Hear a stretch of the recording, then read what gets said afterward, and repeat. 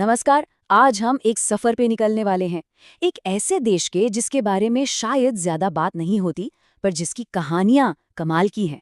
जी हाँ, हम बात कर रहे हैं किर्गिस्तान की। तो तैयार हो जाइए मेरे साथ मध्य एशिया के इस शानदार देश को जानने के लिए। ये सवाल सुनने में ही किसी पहेली जैसा लगता है ना? और इसका जवाब वो हमें सीधा ले जाएगा किर्गिस्तान के दिल में, एक ऐसी जगह जो अपनी कहानी की तरह ही बहुत अनोखी है। तो चलिए अपनी खोज की शुरुआत करते हैं किर्गिस्तान के उन शानदार नज़ारों से। और ये सिर्फ खूबसूरत वादियां नहीं है, ये इस देश की आत्मा है। 70%, ये आंकड़ा अपने आप में पूरी कहानी कह देता है। तभी तो किर्गिस्तान को पहाड़ों का देश कहते हैं। पर जरा रुकिए, ये सिर्फ सूखी बंजर चट्टानें नहीं है। सोचिए, दूर दूर तक फैले हरे भरे आलीशान पहाड़ जो इस देश को एक अलग ही खूबसूरती देते हैं। और इन्हीं पहाड़ों और खुली वादियों की वजह से ये देश इतना विशाल और खुला खुला लगता है। यहाँ की लगभग 2/3 आबादी को शहरों की भीड़-भाड़ से ज्यादा गांव देहात का सुकून पसंद है। अगर इसकी लोकेशन की बात करें तो किर्गिस्तान सेंट्रल एशिया के बिल्कुल बीच में है और चारों तरफ से जमीन से घिरा हुआ।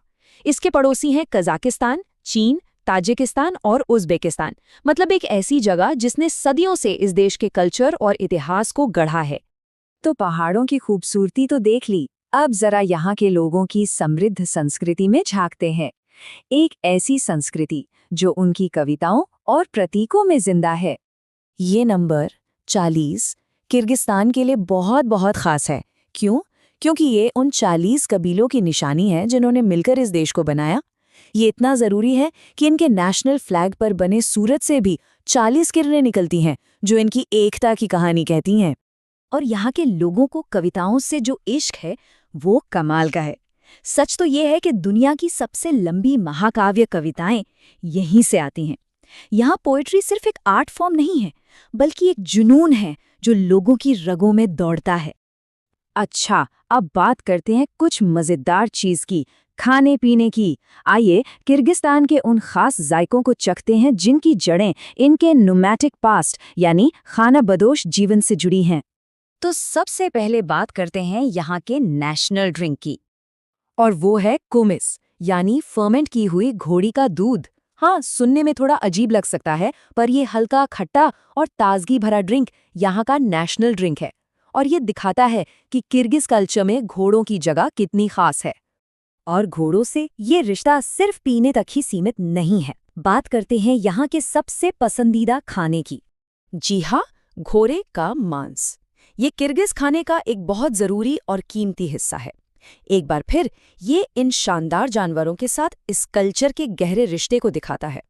चलिए अब जरा यहाँ के लोगों से मिलते हैं, देखते हैं कि वो कैसे हैं, उनकी आदतें क्या हैं, वो क्या चीजें हैं जो उन्हें इतना खास बनाती हैं।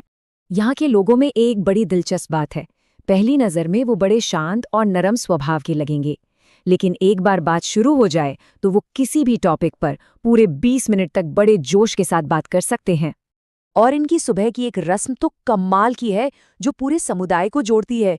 लोग सुबह उठकर सिर्फ अपने घर वालों को ही नहीं बल्कि पड़ोसियों के घर भी जाते हैं, उनसे हाथ मिलाते हैं और गुड मॉर्निंग कहते हैं।